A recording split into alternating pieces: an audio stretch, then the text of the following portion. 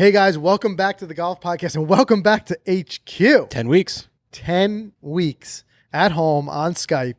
And it feels good to be back. I mean, we're here in New Jersey. I live in New York. Both states are starting to enter those phase 2 and phase 3 of reopening. We're still doing the right thing. Very limited here. It's just us and Jeremy back there working the controls. But it just feels good. It's felt good to be back on the course. In a second, I want to talk about, speaking of back on the course, Berkshire Valley we just played. What a tremendous Muni. You like that course, huh? I like that. I want to go back. So I want to talk about that in a second. But today, what we're going to talk about is the fundamentals of a good pitch shot. Again, I've said this before, but the more I learn this game, and if you're new to the podcast, if you're new to Golficity, you might not know that we're not pros. We're not instructors. We're just guys who love the game and we love to learn the game. And as I learn it, my process, man, am I finding that short game is where it's at. Right. Your short game was deadly the other day. And it just, when that's on, it's just, you can do so much more with your entire game. That's right. Because you just feel more confident that you, like if you don't hit your green or whatever, you can be more aggressive with certain shots because you can just rely on that short game to get you close when you need to. Absolutely. And a big part of that is a pitch shot. So I want to talk about that. Before we do, of course, we want to thank our sponsor, Titleist. A lot of you often ask, you say, what does that TT stand for? You've probably seen it on the bag, maybe on some of the hats, even the balls, even on the tees. I've got a couple tees that I've been kind of cherishing, keeping on the side there. But what it stands for is Team Titleist. We're proud to be a part of it. And Titleist offers many exciting and exclusive opportunities to its Team Titleist members. But to be part of the team, you have to join Team Titleist. But here's the good news. It's free to do so. Team Titleist gives you access to opportunities like prototype testing. A lot of you saw when we had the white not marked balls before the 2019 Pro V1s came out and they were sending them to Team Titleist members. A lot of you asked where we got those. It's from being part of Team Titleist. They've got special events. We did one at 5 Iron Golf, which was just killer. That's where you won your that's where I got my scorecard holder. Your scorecard Love holder. that thing. Yeah, exactly. So a lot of you say, where can you get it? It's all you have to be part of Team Titleist for a chance to get it. So sign up and join Team Titleist at Titleist.com/Team Titleist. That's one word, Titleist.com/Team Titleist. Like I said, it's going to take you about a minute to sign up. It's free. And then you're going to get those perks of being part of the team. Simple enough. Exactly. So let's talk about this. Berkshire Valley, which is in Morris County, right? New Jersey, municipal golf course. I believe it's Morris. Is it Morris? I think so. It is. And what's the town over there? The town is Oak Ridge. Oak Ridge. Correct. I don't know how this place was under my radar, especially my brother who doesn't golf, but he lives a mile down the road. Yeah, and you never knew about it. And I never knew about it. And I roll up and all of a sudden I'm like, wait a minute. It was like deja vu, like I had been there before. And then I realized it's because of so many pictures that you've taken while you were there that have made their way onto Golficity in one way or another. It's a beautiful course. It's very picturesque. Yeah. Because of the elevations. And it reminded me so much of London Links. Right. When we were in Scotland, because you had all those holes that start up, up high, and then you work your way down. And then it truly is a tale of two nines. The front nine, very straight, Parkland style, protected by trees on both sides, and then you make your way down to the back nine and water everywhere. Yeah. Some holes it's on left and right. And it was a challenge, especially when the wind kicked up. Challenging. It did get windy, and you notice those first couple of holes, like you were saying. What's interesting about this course is that if you miss right, there is no other fairway where you could play it from. You miss right, you're out. Yeah. You miss left, you're out. Like it's like a straight shoot. And then how about that par 3? I think it's the second hole. It's like 235 yards. A lot of long par 3s. Yes. I stepped on like, Mike, what is this, a drivable par 4? Yeah. You're like, no, dude, this is a par 3. And then there was the long one over the water. And we didn't even tip it out. We didn't play the blacks. We played the blues. That's right. Yeah, that's right. We played blue. If you play those blacks, I mean, that's like a 250 shot. It's a driver par 3. It's wild. Yeah. Wow. But we had a little spin on the day. We didn't play a regular round of golf. We did. And it was a one that we had a lot of fun doing. I think it was last year. I think we did this, but we did the Stealing Clubs Challenge. And it was a recommendation that had come from you guys. We said, what kind of challenges do you want to see? And you said, play match play, but you steal the clubs. And when we originally did it, we read it wrong. We thought when you win a hole, the reward was that you get to steal a club from the other guy, taking a club out of his bags. And now he's playing with 13. Then we realized when we reread it after the fact that no, it's to even the score. So when you lose a hole, you steal a club. So last time we played win a hole, steal a club. This time we played lose a hole, steal a club. I won't give it away who won. What I will tell you is like all of our stuff, it really came down to the wire at the end. It came down right to the end, man. But I love it because I love the strategy. And not only is it just fun, but you'll learn because you learn why you need certain clubs. And it's funny because we play together so often, we kind of know each other's strengths and weaknesses. So we know what club to steal. Right. You know, and you try to get in the other guy's head by getting something out of his bag, or you try to steal something back for you. But one thing I will say is that I ended up playing the entire round with no driver. That's right. You didn't hit driver once, right? No, because by the time match had ended, you know, I don't want to give away too much, but the match had ended on the 17th, and we just kind of had fun playing the 18th, and that was the first time I hit driver. That's the first time I used driver. And it's great about the strategy part because I remember getting up to, I believe it was like the 14th or 15th hole, and I had your driver, and I knew it was a long par 5, and I just took your 3-wood too. Yes. So I was forcing you to go, I think like, I don't know, hybrid, 6-iron, whatever, taking you out of your comfort zone. So that's what's cool about it. And yeah, man, a lot of fun. But as a learning experience, you taking that driver away from me was the best thing that could have happened because I learned to hit a club that I don't like, which is my 3-wood. And I think that I don't like it because I don't use it enough. I don't rely on it. And this is something that goes back. I mean, even before we went to Scotland, I remember talking to Jen, who's an incredible golfer on the ShotScope team. And she was helping me. She was running through my ShotScope data. And she's like looking for holes, like where I can improve. And she said, you gotta make the 3-wood your friend. Yeah. She goes, I see your usage is way down. This is a club that you can benefit from. And I just kind of like, I'm either driver or like in a lot of cases, like I'm close enough with my hybrid that I don't need those extra couple of yards and I put it away. But it took a hole or two, but I started hitting that 3-wood off the, you know, in the tee box, and I was controlling it better, hitting more fairways. Yeah. You know, it felt good. So you like it now. It felt good. I mean, I don't know if I'll go so far as say I'm going to marry it, but I think I'm borderline marriage with my 3-wood. Yeah. I mean, about third, I'm looking at my ShotScope data, 3rd hole. Remember that one where we were talking to that beverage cart lady and I stepped up? 254 yards. Wow. 3-wood.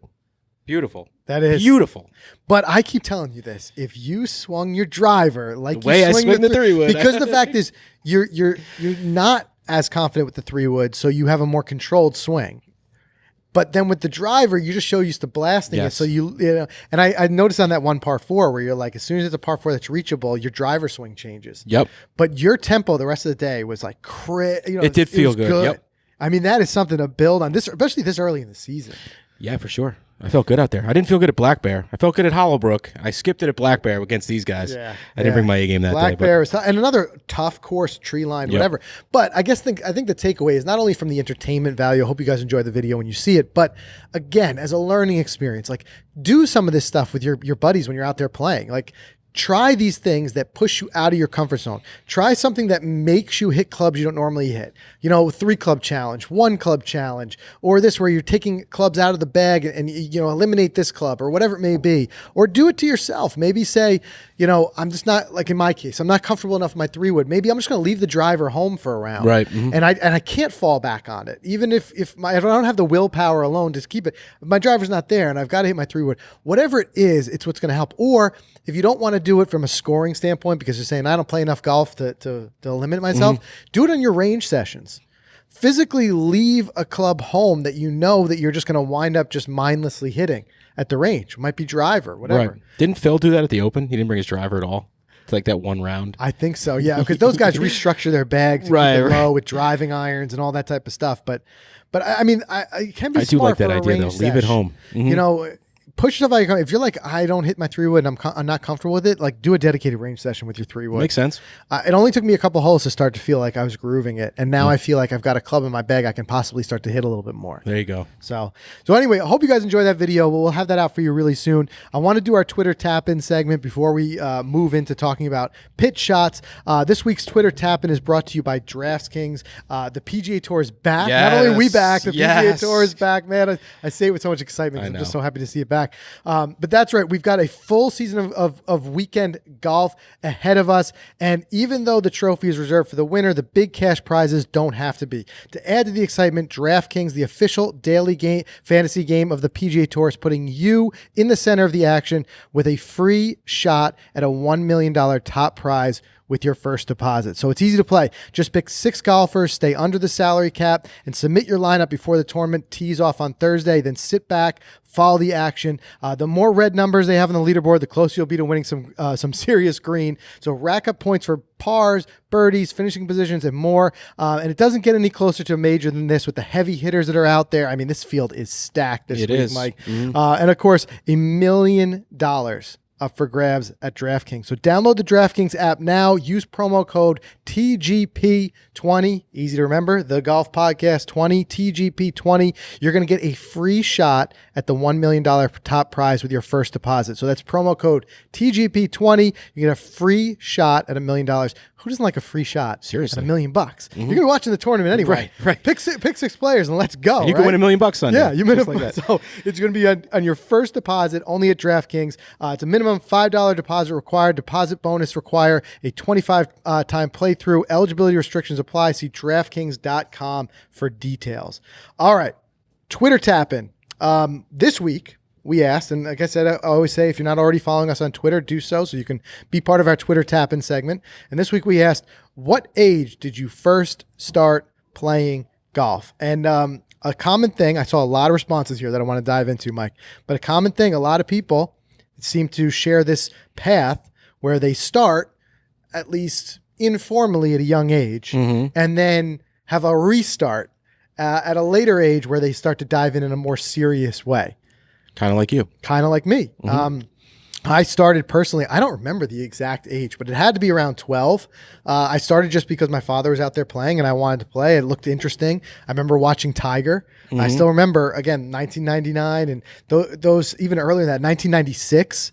I mean, at that point, I'm 15 years old and I'm watching Tiger do what he did at Augusta and things like that. And it just kind of really ramped it up. And I'm sure that's a similar story for a lot of people, but 12, and then I played through high school, but then completely shut it down. Gave up the game, didn't pick up a club for 10 years until after got my career started and things like that and started getting back into it. And the career is where you started. That's right.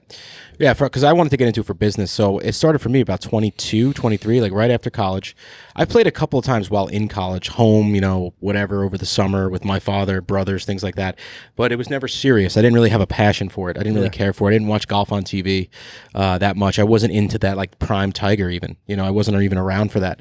I was a big Yankee fan, like diehard season ticket holder Yankee fan. And that was my sport, my passion sport. So as a baseball player in high school, it just transitioned into golf for the business world, and that's where I just fell in love with it. Yeah, and I think, again, business is a thing that leads a lot of people into it, but it's a common thing. People get away from it. Mike Reider, who's a regular listener, Mike, always appreciate you jumping in there. He said he started at age 11, but stopped in 1993 when he had kids for a long time, just got back into it in 2010. So in our case, it was school or career. In his case, kids. There's a lot of things that can kind of get in the way because golf can be a little bit of a time-consuming thing. But what I like about it is it is something you can get back into.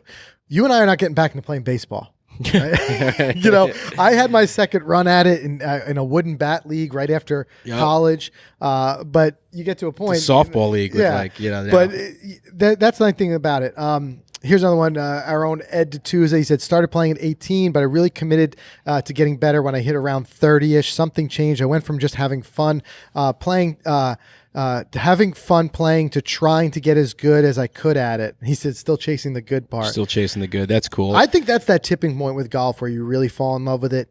A lot of guys, like the entry is your boys are out there playing.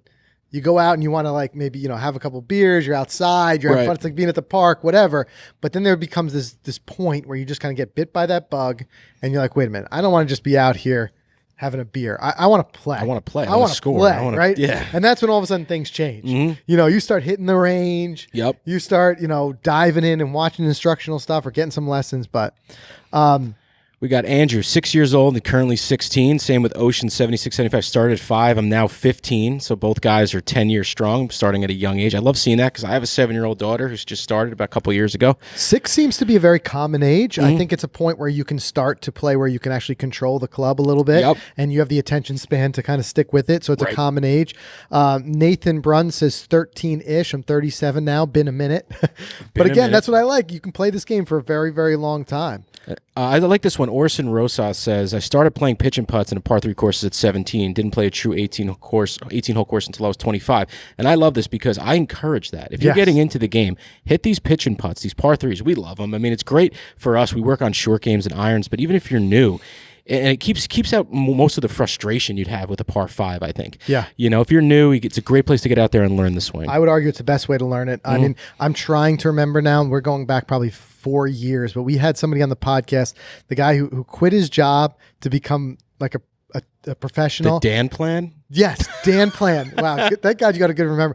He was into 10,000 hours. And I don't even know where he landed after that. That was a fun interview. But what I do remember was that he started older in life, so he had a plan of how he was going to start. And he said, I started from the cup and moved my way out. I learned to putt, then I learned to chip, then I learned to pitch. And we all do it the other way. You know, and a lot of times we spend so much time because we want to have a great swing that we never really think about. It takes us a while to really get to taking the short game seriously. You could put me in that box, and I pay for it now. So it's something that's great if you can learn it. Dan failed. There's a whole article about him on The Atlantic. The average guy who spent 6,003 hours trying to be a professional golfer, he quit at 6,003 hours. Oh, well, he quit at 6,000. He should have just pushed that. Listen, take additional it to 4K. 10. Maybe I shouldn't say that. No, God knows the reason. We don't Maybe know the reason. I didn't read maybe the some article. disaster or something. I got to go back and read this. Now we got to find out. Kevin Smith says late 20s. As soon as I lost the step on the basketball court, again, you know, it happens. Like they said, baseball, whatever. But I think that's a great way to do it. Let's see. There's so many here. Michael Turner, somewhere before age 10. Let's see. A lot of good responses. I appreciate everybody who wrote in here. 7 years old. Let's see. Got a 40 here. 40? Later in life. About 2 years ago at age 42, sitting on an 8 handicap now. Zach Mexon says, pretty sure I was getting around with a cut down 4-iron and a putter from about 4 years old. Nice. And that's describing our kids. Yep. I had my daughter going, and I've been working on, which we'll talk about, you know, some stuff at home and chipping and stuff like that in the backyard. And she's got her clubs out. Yeah. She doesn't get it at all because, I mean, within 2 seconds, I caught her. She's got her driver on the blacktop. Yep. Just scraping it and just like aiming at her 2-year-old sister. Yep. And I'm like, whoa, we got to start with some ground rules here. First of all, there's rules. Don't aim at anyone. And I could see all my neighbors just kind of like wincing, thinking about their windows. But yeah, so it's just, if anything, I think this week's Twitter tap in proves that there's no correct age to start. If you did start young, you've got a little bit of a jump start on some people, but people start all different ages. Jeremy, how old were you when you started? 17. So here's a great example. Jeremy, who you guys may have saw in the video recently at Black Bear, he's only been playing for 3 years, already down to a 6 handicap. Kid's got an amazing swing. Swing speed. Like I said, I would kill as I'm editing. I would kill to be able to turn on the ball. Like I could fire my hips like that. Just anything in life. But that's what I mean. Like, it's great, but I would say don't get discouraged if you're not somebody who started really young. If you didn't get that jump, you can still get to that point where you're winning your club championship and things like that. So it's all a matter of how much time you put in and how much work you put in. I love it. All right, wrap up the Twitter tap, and what do you say? Let's do a word from our sponsors, and then we're going to talk about how to pitch it like the pros. Yeah, let's do it. So, guys, the all-new ShotScope V3s are almost here. I mean, by the time you listen to this, it's almost mid-June, so we're getting close to the release. But, guys, if you don't know what the ShotScope is, if you're new to the show, the ShotScope is a stat tracking watch and GPS watch that you use right out on the course. Love the product, love the team at ShotScope. They're avid golfers, they're very smart people, and we've been over there to Scotland hanging out with a bunch of the folks at ShotScope. We played a bunch of rounds over there with them. We just absolutely love the product. And for those of you on YouTube or Facebook watching this, I got a little something right here. We're just going to keep it a little hidden, but not much longer the wait. Not much longer. So, guys, more info is going to come out soon when we could share this stuff with you. But ShotScope, the V3 is coming. It's the brand new edition of their watch, and they've got a G3 and a V3, and the G3 is GPS only. So if you're not into the whole stat tracking thing, that's fine. You're going to get a watch with some killer GPS, which we've proven. I wore this thing the other day, by the way, the new one. It's so good. GPS was really spot on. But real soon, check it out. Check out the new launch offers. The G3 is going to launch at $159.99, and the V3 with stat tracking capability is $179.99. So again, guys, more to come on that. I know you're super excited as well. I can't wait. I think it's going to be the best bang for your buck out there as soon as it hits. Yeah. Great feedback that I have from Sunday. And lastly, just want to thank FootJoy Guys, FootJoy, they know that the swing starts from the ground up. I mean, you could take on those uphill, downhill, and side hill lies. That's why FootJoy provides provides the footwear that you need for superior traction and stability on every single shot. So whether it's the all-new Pro SLs, Frankie wore those yesterday, Yep. it's the hottest shoe on tour, and the max performance of the all-new Tour X, which I wore on Sunday, the all-around comfort Which and you performance. haven't taken off since I haven't you've taken gotten. off. I slept in them the other night, Yeah. so I love them. The performance of the FJ Furies, which is your favorite shoe, Yep. and a number of other shoes like the Flex, which is my favorite, and so on and so forth. They've got a ton of new shoes out there. Check them out. Find the right shoe for your golf game. Shop now at footjoy.com. Yeah, so let's talk a little bit about the pitch shot. And again, we know that from you guys out there as an audience, there's a wide range of people listening. From people who literally, and we know this from the comments, from people who have contacted us, people who have just picked up the game, to people who are, scratch golfers, been playing for a long time. So we try to work in a little bit of something for everyone into these. But again, not skipping too far ahead for some of our newer golfers out there, just kind of defining a little bit. A pitch shot, it's a shot that's longer than a chip, but not long enough to be classified as a full swing. And it's a very important shot. It's another one of those scoring shots, but yet, surprisingly, or maybe unsurprisingly, it really gets widely overlooked. It's something that, again, we talk about what separates like the really good golfers, the top level golfers, from everyday, weekend hack type of golfers. And a lot of it, you can just watch what they practice. We've been to the PGA Tour events, and sure, it's great to go out there and watch them smoke some on the driving range, right? But what often doesn't happen, the crowds are not as big around, are the short game facilities. And that's where you see the guys every time. I mean, we see Tiger, whoever it is, drop a bag of balls and work on these shots about 50 yards out, just pitching it to the green, chipping it to the green. And that's when you start to realize that they know that that's where the scoring happens. So if you think about it, even if you're able to, let's say you're on a par 5 and you're able to move the ball nicely, a long par 5, right? You got a good drive, you hit your second shot really nice, and now you're 50 yards out from the green. Mm-hmm. If the wheels come off there, you're in a lot of trouble. So sure, it took you 2 shots to get from 500 yards to 50 yards out. But now if it takes you another 4 or 5 shots to put it in the cup, that's when the scoring starts to add up. And that's something that I've been lamenting with a little bit. And it really comes down to, if you can rely on these things, like a pitch shot that you're able to put on that green and close enough that you can get it down in 2 putts, that's when your scores are going to really start changing. So pitch shots, it can happen in a lot of different places. One place for sure could be if you get in a little bit of trouble on par 4. I think we'd all like to think that we hit the green on our second shot on every par 4, but the reality is just not so much. Especially if you go through those times where you're struggling off the tee and you're playing these tight courses. I'm thinking Black Bear immediately, and I'm thinking about those times where you push it right towards the woods and have to be in a dicey situation where you can't put a full swing on it and get it towards the green, and you've got to punch it back towards the fairway, or a fairway bunker that doesn't allow you to reach.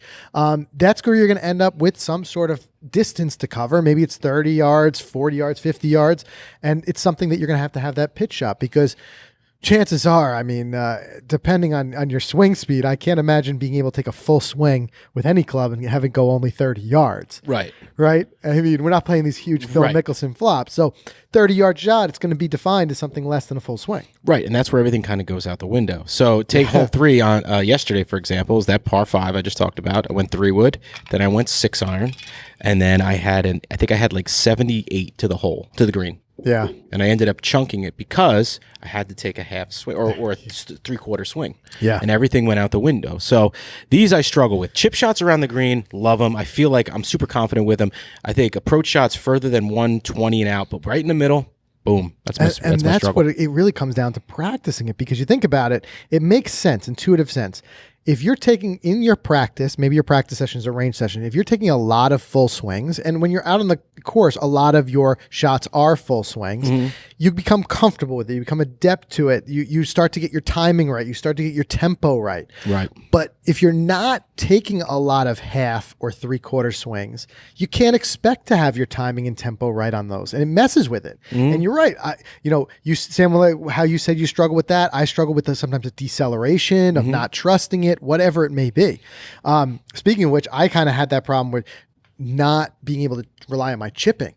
And this is something I've been working a lot on my backyard. And it's funny, even when you do something right, you can kind of still learn.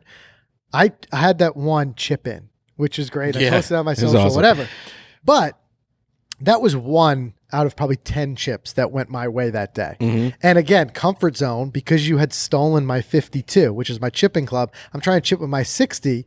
And again, it makes me realize I need to diversify my practice.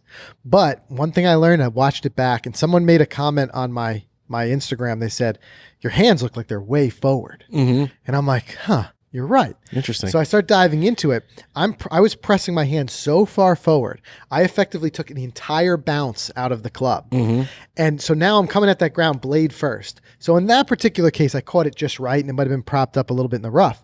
But you think about it, there was a couple times out there I chunked my chips. Remember, they'd go nowhere. Right. Because without that bounce to slide along the ground, that's what that club is designed for. When me leaning that shaft so far forward, because I think the reason I was doing it subconsciously was de-lofting the 60. Yes. Because I'm used to a 52. Right. And I'm pushing it forward. And what's happening is, instead of it, what the wedge is designed to do, which is grab that ground and glide across it, it grabbed that ground like a knife. It just stopped.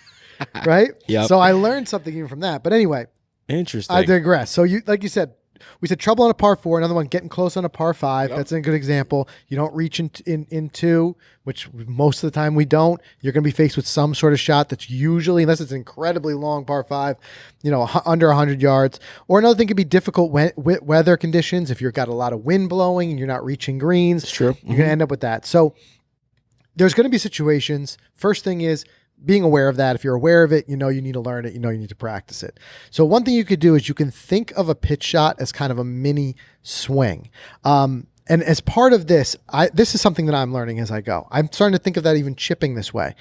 I think what I end up doing, especially with chipping, I was getting way too much hands involved, right? Not using the rotation of the body. Great video, shout out to Mr. Short Game, right? His videos come up more and more when I'm looking for instruction online. And he had something, I got to look up the exact video, but it was something having to do with Ben Hogan. He had a tip for chipping where he was just showing how to lock that right elbow in and just use the turn of your body, right? And use that rotation. And I started doing that. And then I started doing that with these pitch shots. And I realized that when you start to try to finesse the ball because it's under a full swing, it's a tendency to try to just kind of swing it with your arms. Right. Yep. But if you think of it as golfers, we learn a full swing, it's your rotation of your body and your hips that drive the swing, right? If you could start to think, well, it's like that on a pitch shot too, it's going to change the way you pitch. So think about that next time you're out there. When you do a pitch shot, are you swinging more with your arms? Are you not letting go of your normal rotational fundamentals? I think I am using more arms because I feel like I don't need to get a full body through it. Right. So I'm just kind of fanning at like noodles. Yeah. And everything is just and going. then consistency goes away. Yep. So, and what I also found, and I found this interesting, and he mentions it in that video with the Mr. Short Game video, but as you get more accustomed to using your rotation in those slower, smaller moves, you benefit from it all the way up the bag because you start to realize more how much this game is a rotation game. Right. You use those hips. So that's a big thing. Another thing is keeping a really firm lead wrist. So assuming if you're a righty golfer, we're talking about your left arm. If you can keep that left wrist firm, it's going to be able to bring you into a much better impact position. Again, if you're getting too hands and armsy, there's that tendency to kind of break the wrist and do that flipping thing that we were talking about, and trying to just kind of finesse it up onto the green against especially a shorter, maybe a 20-yard shot. But instead, again, keep that left wrist straight and then just use that rotation. A great way to practice this, just like we talked about last week in flipping, is that one-arm drill. Just try taking some pitch shots using just your left arm for a righty. Just get that feel of where that arm should be. And essentially, that arm is just staying there and the body is just pulling it through. Let the body just rotate and pull that arm through versus the opposite where the body kind of stays kind of rigid and the arms just kind of swing and try to hit that ball. That can be more important with getting that really good strike. And then another thing would be trying to keep that steady head. I still say, we've talked about this before, keeping your head down sometimes is a little bit of a misnomer because sometimes people so dead focused on keeping their head down, they keep it down too long and they don't have the motion they need, but a steady head. And what that'll tell you is, are you swaying?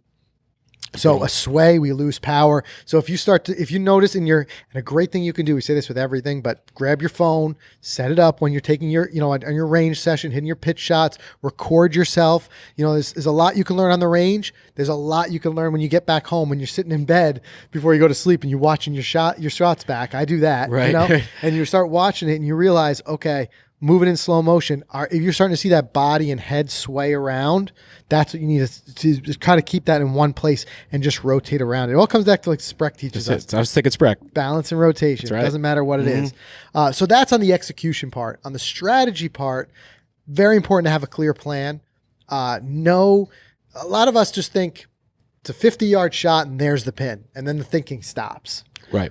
The better way of thinking is pick a very specific landing spot. They say like aim small, miss small, right? The more specific you can be. And this is what I've been practicing in my backyard now. Obviously, I have a small backyard and I can't practice a 50-yard pitch.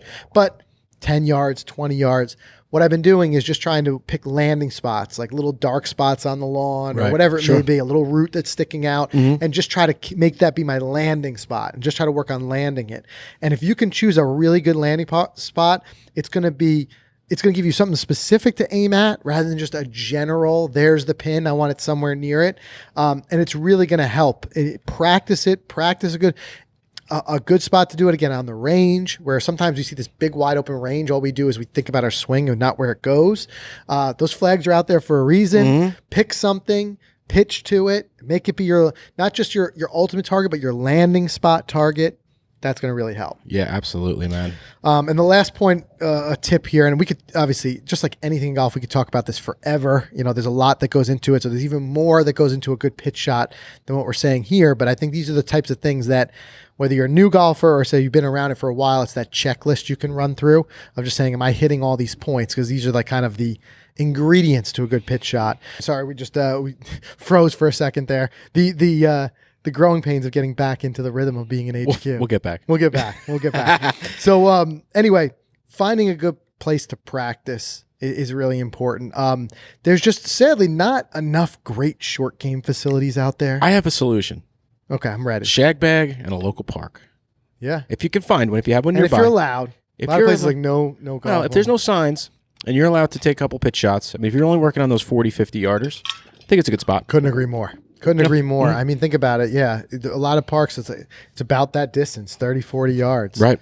So 100%. But I would love to see more, and I know space is limited, it's costly, I know those things, but to see more golf courses put in practice facilities like that. Like I mean, we got driving range. Yeah. I'm thinking Baltusrol. Of course, we're naming some very high dollar places. Right, of course. Baltusrol, Sleepy Hollow, that spot that Kevin Sprecker's got down there. Yeah, the spot plus a short game area. I mean, it just makes you want to work on your short game. Uh-huh. Yep. But it's about like 100-yard spot, and you can just pitch it from all different places into different targets. But that's great. But no matter what, you can find a place. Like I said, if it's a park, if it's going down to your local range and just ignoring everything that's out there and just picking that first 50-yard flag, whatever it is, get out there and just start working on it. Work on that technique, using the rotation, keeping that lead wrist, that lead arm, as straight as you can, and keeping that steady head so you're not all over the place, firm lead wrist, straight, not moving your head around too much.